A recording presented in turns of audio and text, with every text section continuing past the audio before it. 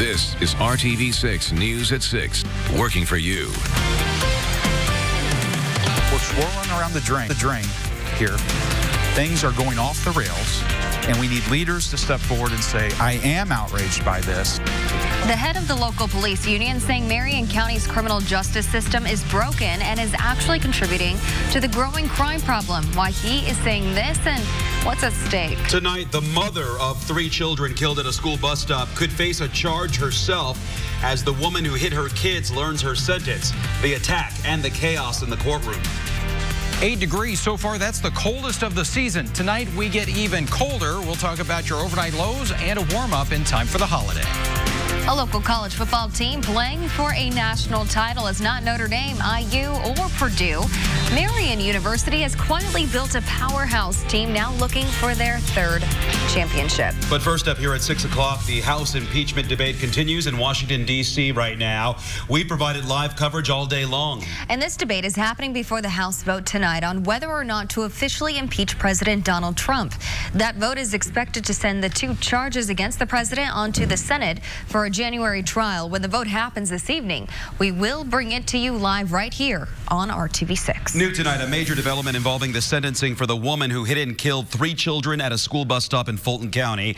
Tonight, the children's mother may be facing a battery charge after an outburst in court. Cameras were rolling as Brittany Engel was led out of the court in handcuffs. Prosecutors say she could face a battery charge stemming from today's attack. Well, that all came as the sentencing hearing for Alyssa Shepard wrapped up for hitting and killing Engel's 3 children. A judge sentenced Shepard to 4 years in prison, 3 years of home detention, and 3 years of probation. Her license will also be suspended for 10 years. Shepard hit and killed 6-year-olds Xavier and Mason Engel and their 9-year-old sister Olivia Stahl in October of last year. They were crossing the road to get to their school bus when Shepard hit them. Shepard was found guilty in October on all charges, including 3 counts of reckless homicide. We're really seeing a tsunami of violence, and nobody's saying anything about it. The head of the local police union is taking aim at the Marion County criminal justice system, saying it's broken and calling for change. He says the community correction program using electronic monitoring is ineffective and aids in the city's growing crime problem. RTV6's Stephanie Wade is digging into this issue and why the county is fighting back. People are dying and being critically injured in our streets, and no one will even come out and say, I'm outraged by this. Now on the 5th consecutive year of record high murder rates in Indianapolis. In the last 40 days, we have had 80 people shot, 29 people stabbed, and 23 people killed. The head of the city's Fraternal Order of Police is calling out a problem he says is allowing criminals quickly back out on the streets to commit crime. We have more offenders on ankle bracelet monitoring than any other city in the nation. Right now, there are over 4,000 offenders on electronic monitoring in Indianapolis, more than double any other city in the country. Does 4,000 people on electronic monitoring sound like a lot to you?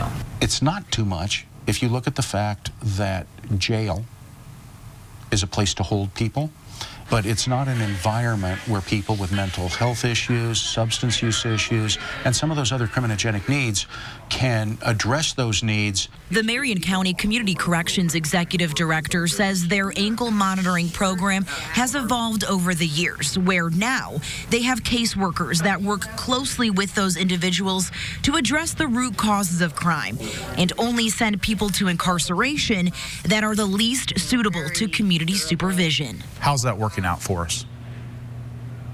We have had 609 people murdered in the last 4 years. Snyder questions how effective electronic monitoring is when he says the city finds about 100 ankle bracelets a month that have been cut off by offenders, some even found at crime scenes. We've had shootings, stabbings, robberies, domestic violence, and we'll find cut off ankle bracelets somewhere in the area.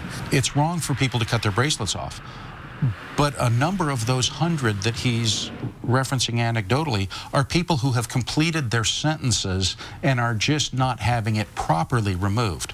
Of the ones that are cutting them off criminally, that's an escape under Indiana statute, and we address it immediately. When we apprehend you, we charge you with escape, guess what you get? You get an automatic $500 cash bond, and you're released right back out. Working for you, Stephanie Wade, RTV6.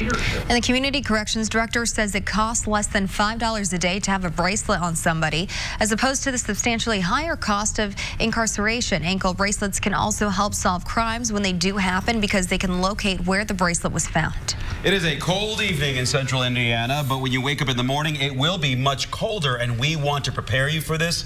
So we want to get right to Storm Team 6's Kyle Mount. So what are we in store for? Lay it on us. Yeah, it looks like we're in store for the coldest night that we've had so far this season. And we've had a couple of cold ones there in the month of November, but the sunshine we enjoyed today, that now means those skies are clear tonight. There's no blanket of cloud cover, and we're already falling pretty quickly. Our temperature into the teens in Indianapolis at 17, at 16 for you in Kokomo. Still holding on to the lower 20s, though, in Bloomington at 23. And yeah, it feels a little bit colder. It already feels like we're in the single digits. Indy and Lafayette, wind chills at 8, feels like 9 in Peru, and 10 in Muncie. Satellite and radar very quiet. We had a few of those clouds lingering over northern communities, but even those fading away. So our temperature will go to 15 degrees by 7 o'clock, and we are in the single digits already at 10 o'clock tonight. That wind will begin to relax a little bit here, go about 5 to 10 miles per hour. So tomorrow morning, looking at a low in the city of 6 degrees. That is very cold. It's not a record, though. That is 12 below, set way back in 1884. We'll talk about a warm-up that is going to kick in here before too long in just a few minutes. And from our Call 6 Investigates team, a Carmel police officer on paid administrative leave for the past 3 months amid drunk driving charges has faced similar accusations in the past. Brian Hood is on paid leave following his September drunk driving arrest. Call 6 Investigates found in 2011, Hood was arrested for public intoxication after police were dispatched to a prowler call on Shackmack Drive. Yet it's unclear how the Carmel Police Department handled the 2011 incident or whether Hood was disciplined. It appears the records were expunged. Hood has been with the department since 2000 and is scheduled for trial on February 5th, 2020 on the drunk driving charges. And Carmel PD officer on leave for OWI charge had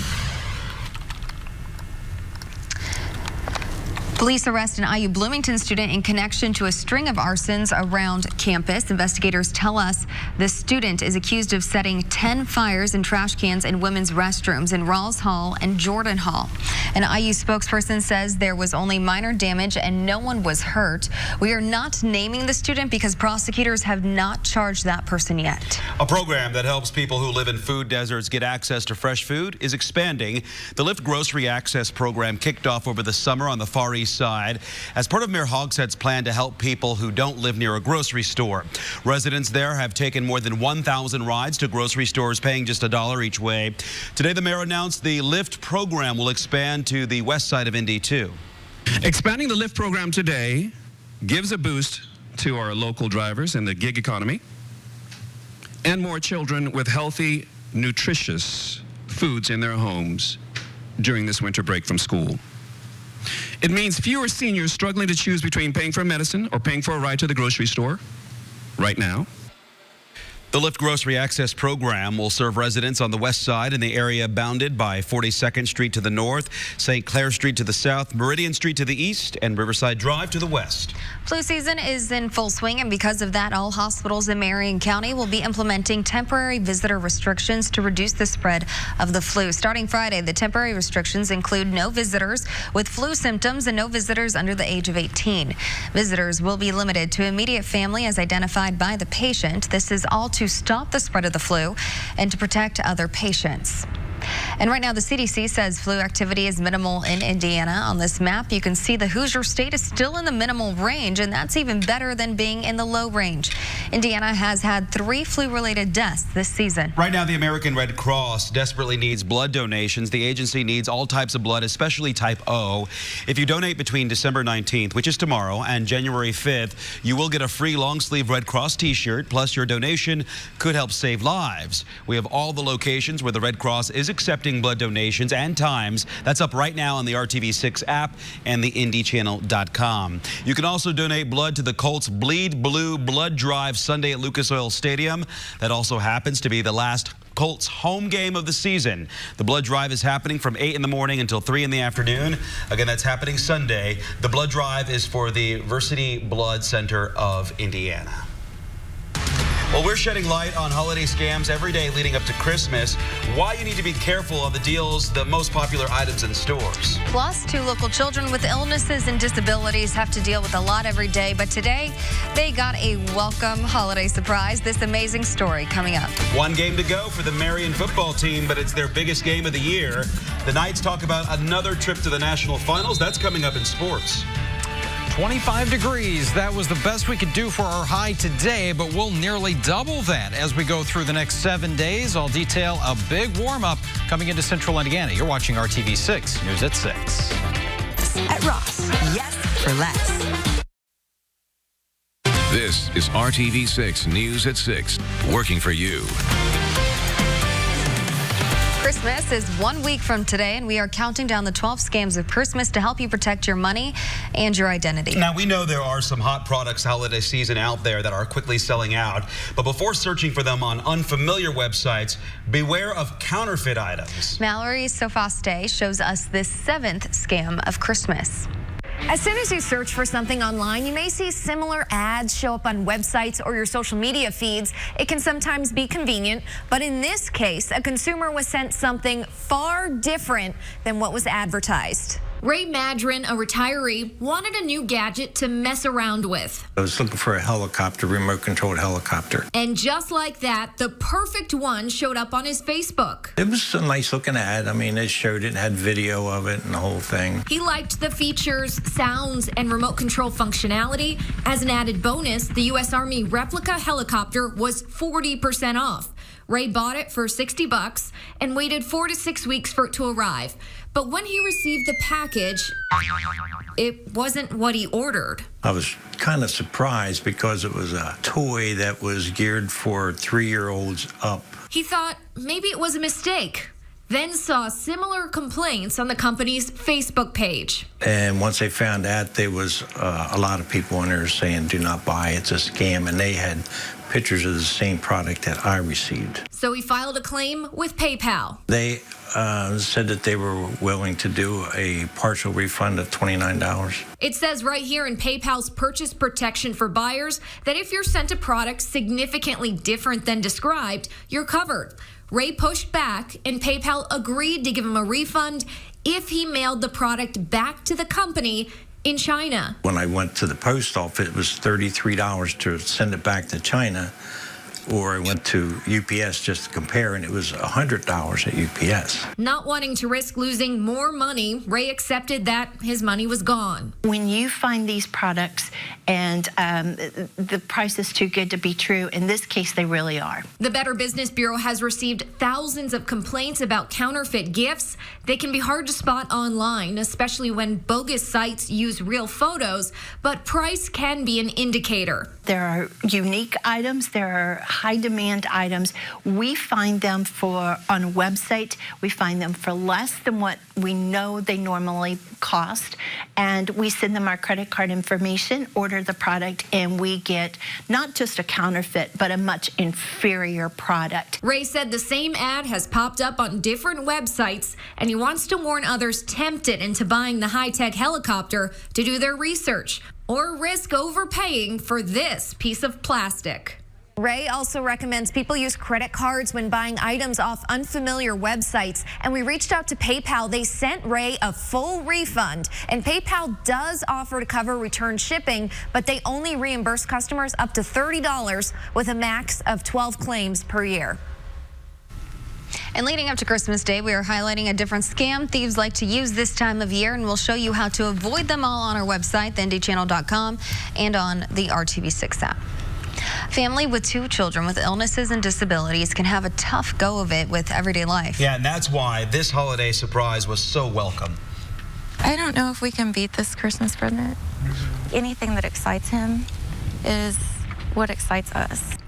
8-year-old Leighton and 10-year-old Laya Cox have both spina bifida. Leighton also has autism and is nonverbal with feeding complications. Both boys have had to overcome a lot in their lives, so their family was chosen for a surprise trip to Orlando from the organization called Baking Memories for Kids. The founder helped with the surprise today. And we saw your application and we said, this family, we need to say yes as quickly as possible. You guys were one of the first families we called, and I will just never forget the call when we spoke to you guys. And Baking Memories for Kids has the mission of selling cookies each year in order to send a special little boy or girl on the trip of their dreams. The group made sure the family is staying at an accessible hotel so the boys can do everything they want to. Nice to see the return of some sunshine this afternoon, but it looked nice as you looked through the window. Outside, it stayed cold. Temperatures only making their way into the middle 20s. Right now, it's 17 degrees. Still a little bit of that northwest breeze, but at least it's under 10 miles per hour right now. Still, that's enough to give us single-digit wind chills. Cold front is sliding off to the south and east. High pressure building in, so that keeps our skies pretty clear and our weather very quiet, not only tonight, but the next several days. 8 degrees is what it feels like in Indianapolis, feels like 8 for you in Lafayette, and 10 in Muncie with that temperature of 20 degrees. Well, we've got that snow on the ground. Not going to add to it tonight, but that, along with a mostly clear sky and a light wind, that's the recipe for a frigid night. And temperatures are going to be dropping down into the single digits in many spots, especially where we picked up over 7 inches of snow near I-70. So 6 in the city. 8 degrees in Lafayette tomorrow morning, 10 in Columbus, where you got a little less snow on the ground. And even though the wind should be fairly light in the morning, still we're going to have wind chills that are right around 0. So you are going to need all those winter layers. And even as we go into the afternoon, the wind's actually going to pick up a little bit. So wind chills will only make their way into the 20s. The actual temperature will improve here, and with lots of sunshine in our Thursday forecast, we'll get back to just a little bit above that freezing mark. So we'll start to melt some of that snow away, but it is going to be a little bit of a process here.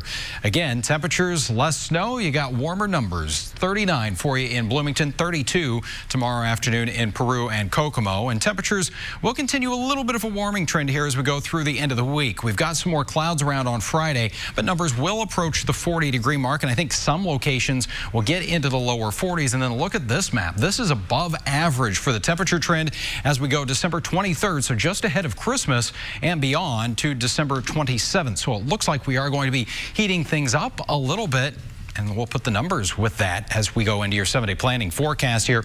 We've got a mix of clouds and sunshine over the next few days. There's the return of the 40s. Saturday and Sunday, we got 41 for you and 42 respectively, and we'll actually get into the middle and upper 40s here for Christmas Eve. So it doesn't look like we're going to have any travel plans ahead of the Christmas holiday and Christmas Day itself. Not likely to be a white Christmas because all the snow is going to be gone at that point. 46 will be the high there. Let's send it across studio now, and Brad Brown with your sports update. Kyle, thanks. How about the Pacers last night? 105-102 win over the Lakers, getting plenty of attention. Indiana trailed by 10 early, down 5 with 3 minutes to go, but a big finish from Malcolm Brogdon. And 26 points from Domantas Sabonis snapped a 14-game road winning streak for the Lakers. The Pacers host the Kings coming up on Friday night. And good evening, everyone. So, what do the Colts have left with 2 games still on the schedule? Their playoff chances were squashed with Monday's loss at New Orleans. I guess 8-8 would look better than 6-10 or 7-9. And pride is always a very locker room answer. Otherwise, it'll be a matter of just not getting anyone hurt before it's all done. Some good news for the team this week, though. Darius Leonard and Quentin Nelson selected to the AFC Pro Bowl roster. For Leonard, it comes after a strong snub of a record-setting 2018 season. Continued to devastate defenses, though, here in 2019. Darius talked today about the honor and was still a bit surprised. I was definitely shocked. I was on the way to the Pacer game, so I wasn't going to look for it. I wasn't looking at games, so then on the way to the game, Coach Wright called me and just told me the news. So I was excited, told the wife, and kind of went from there. Coming from where I came from, all the adversity that I had to go through, and then coming here and I was just proving everybody wrong, kind of feel good. More from the Colts at 11 tonight. Coach Wright talking about Sunday's matchup against the Panthers. The Marion football team will play for another national title this week, and that headline is not new for the program, but it has been a long while since they've been in this position, and they're hoping to make it worth the wait. Here's a closer look in our Sports Extra Spotlight. Practicing in sub-freezing weather is not exactly ideal, but playing football this late into December, The Marion Knights are just fine with that. It's great to be able to, to win and all that, but, I know just for me personally, I'm having so much fun coaching this group of guys. The fact that this team gets to stay together, for as long as possible is really the blessing in the whole thing. An unbeaten regular season led to an even more impressive run through the playoffs. The Knights were pushed to come from behind a couple times, but experience is paying off in a big way. Never quit. We take it day by day in practice, so when the time comes, when we face adversity in the game, we never quit, never give up. We just rely on our technique and our skill that our coaches teach us, and we succeed. Much of that experience came from the disappointment of an unbeaten team losing in the first round last year. The Marion seniors specifically now savoring their first trip to the finals. Everyone's excited to play. I'm excited to play, I know that. For our seniors, it's been everything to us. We want to make sure we go out with a bang, so every day we come out ready to go for practice.